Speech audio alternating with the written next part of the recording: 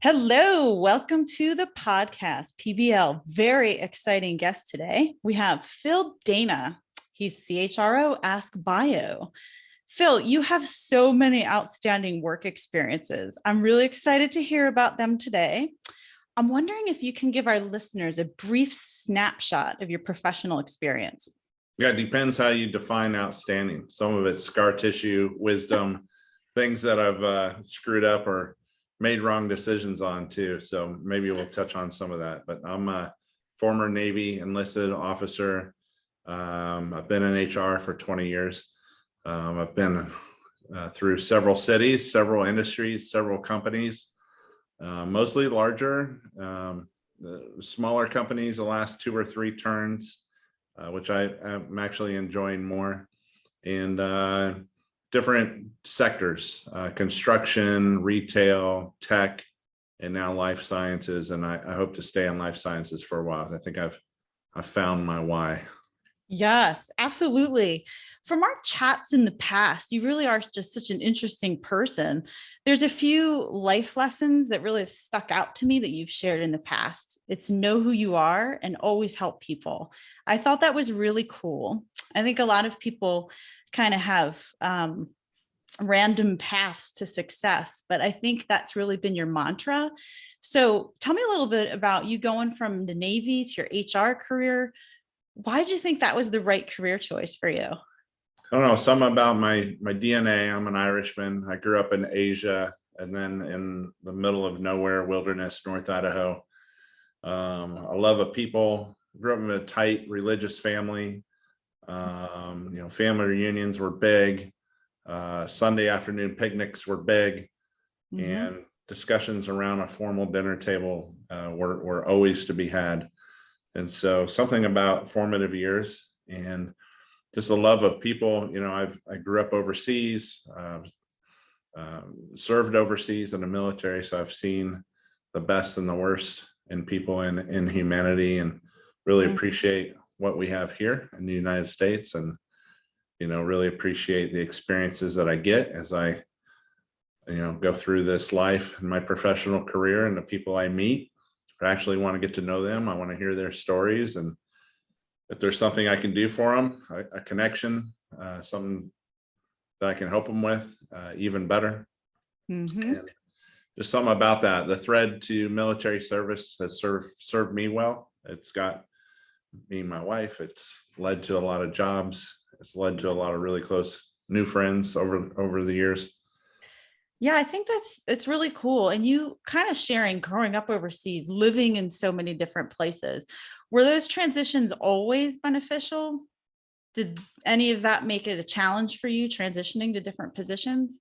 Well, I think it's like wife number 1 and number 2 makes me appreciate number 3 1,000 times more. So yeah, not every experience, not every company, not everywhere I lived or every experience I had was awesome. In fact, it's probably pretty close to a 50-50 split, but definitely makes me appreciate the good and seek the good. Yeah. Try to make bad good if you can. So that's definitely a part of how I think about things. So it's really your positive outlook too.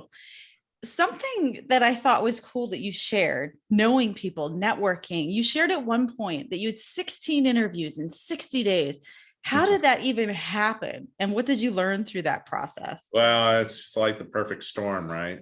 This last year with the inflation, the market, having some great companies on my LinkedIn profile and my background, having a good network, being good on LinkedIn, which I do spend time on frequently, and having worked at companies that have grown and scaled. And so, as people go from one company to another, if you stay in touch with them, that kind of helps as well. And I've also got really good advice, good mentors, good board of advisors over the years. If you're in a specific craft, you should know who the top headhunters are. You should know where the professional organizations, the conferences, who are the thought leaders.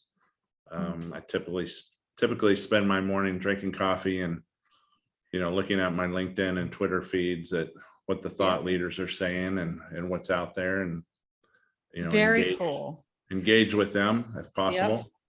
I love that. What advice? Because I think as people are listening to you, you've really been pioneering how you go after your own career. And I think setting an example for other people. What type of things do you look for? Obviously, growing company, but what other items would you share that are really good for folks as they're considering new positions? I think clarity and intensity of what the end state is. I didn't pioneer anything, by the way, but I read an article a long time ago that Michael Jordan wrote all of his goals down. Mm-hmm. So early science before it became a science, right? I think there's a Mm-hmm. lot of manifestation, karma. I believe in all that. Yeah. So, when I was 32, I wrote down that I would be the head of HR in a global company, a Mm-hmm. C-suite, and I'd be making a specific amount of money and have a specific lifestyle. And Mm-hmm. throughout the next almost 20 years of that Mm-hmm. path, I stuck to it. Nice. I wanted to touch a little bit on really the example that you lead. So I think diving into a bit how you've pulled from your military background experience into corporate life. What are the lessons of teamwork that you really learned with that? One of them is a tattoo on The my tattoo. arm. Oh, yeah. This is the fifth law of the Navy. On the strength of Love one it. link in the cable, dependeth the Uh-huh. might of the chain. Who Yep. knowest when thou mayest be tested, so live that thou bearest the strain. It's a nautical poem that turned into the laws of the Navy. They make you memorize that stuff at the Naval Academy, but it's basically don't be a weak link. And so link in the chain, West Point's long gray line, the service, right? Is, Mm-hmm. helping others, helping veterans for me was my link in the chain. And so as soon as I got out, I just turned around and started helping others get out, and kind of Mm-hmm. became a thing. And then it turned into a little bit of a career for a while as a military Mm-hmm. guy at Amazon. And Mm-hmm. that's how I met my wife. And turns out it's how I've gotten most of my jobs is Mm-hmm. through that ecosystem of helping veterans. So I think Wow. that's a big deal is, if you go through life, pick something. My mother-in-law volunteers at the church all the time. So does my grandpa. I think everybody should have their thing Mm-hmm. where they're giving back.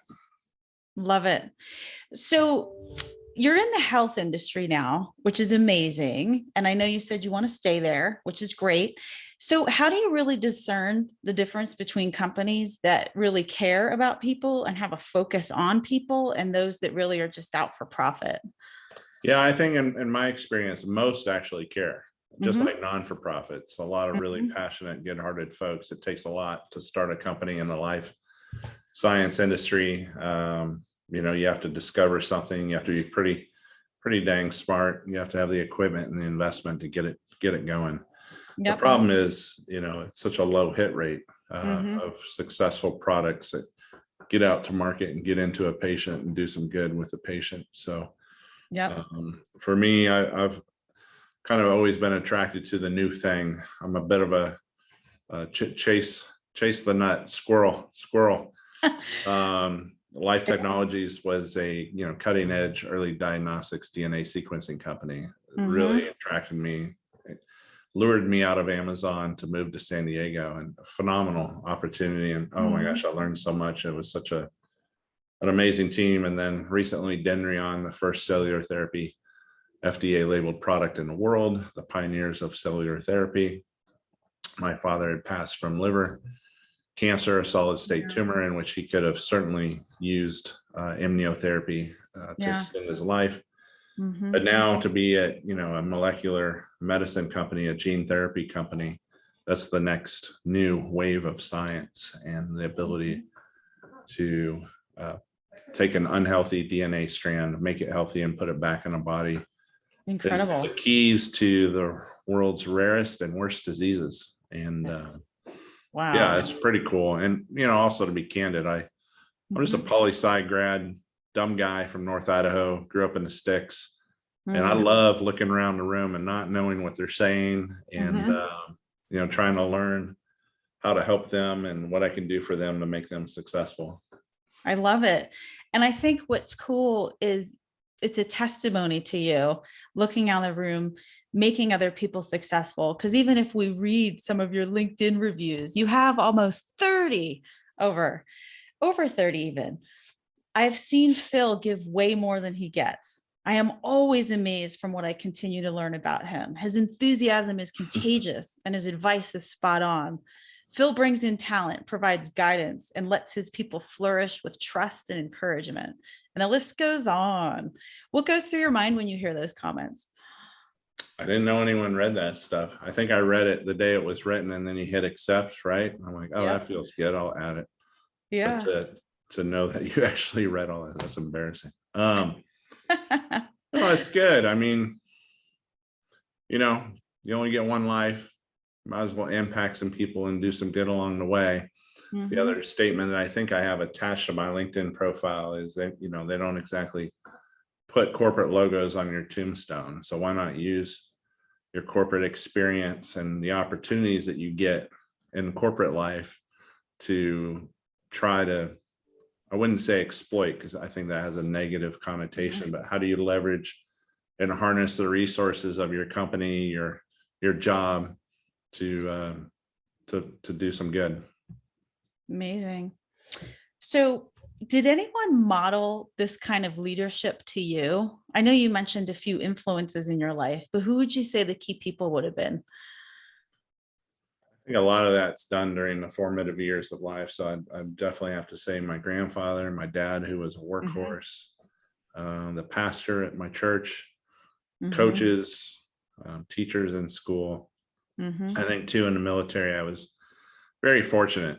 I had some of the best leaders that are out there that now have written books and are considered leadership experts. I've worked for a few of the big names, and so just, a long life. I've just had some good opportunities. And then, others, like there was a software development leader in Bangalore that I spent a few weeks with. And oh my gosh, she was such an amazing leader.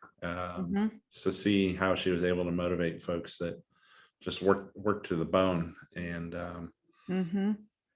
yeah, I think it never ends, right? If you want to be a good leader, you're just always watching and listening, paying attention to what others are doing, and trying to mimic the good and cast off the bad.